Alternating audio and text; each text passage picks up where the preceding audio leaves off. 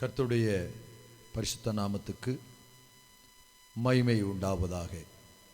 இந்த நாளிலே தேவன் நமக்கு கொடுக்கிற அவருடைய வார்த்தை ஏசாயா தீர்க்கதரிசன புஸ்தகம் 29வது அதிகாரத்திலே 14வது வசனம், இதோ நான் ஒரு அதிசயத்தை செய்வேன் என்கிற வார்த்தையை தேவன் தருகிறார்.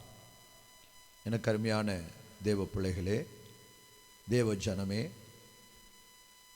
அதிசயம் என்பது என்ன என்று பார்க்கும் பொழுது, நம்முடைய திறமையினால் முடியாதது, நம்முடைய பணத்தினால் முடியாதது, மனுஷர்களாலே முடியாதது.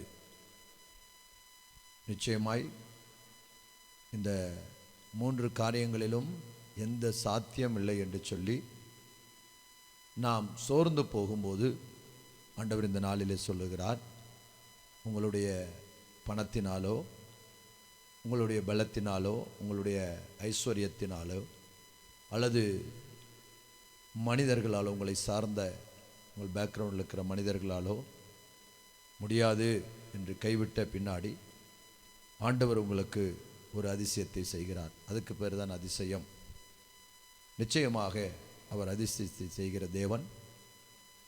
கானா ஒரு கல்யாண வீட்டிலே திராட்சரசம் தீர்ந்து விட்டது. பிறகு ஆண்டவராகிய இயேசு கிறிஸ்துவினிடத்தில் அந்த பிரச்சனை வந்தபோது அவர் வெறும் தண்ணீரை சுவையுள்ள திராட்சரசமாய் மாற்றி கானாவூர் கல்யாண வீட்டிலே அவருடைய முதலாவது அதிசயத்தை ஆண்டவர் செய்தார். இன்றைக்கும் கூட உங்களுடைய வாழ்க்கையில் கூட நிச்சயமாய் அவர் முடியாத, இயலாத, குறைவுபட்ட எல்லா சூழ்நிலைகளிலும் உங்களுக்கு அதிசயம் செய்ய இயேசு வல்லவராய் இருக்கிறார்.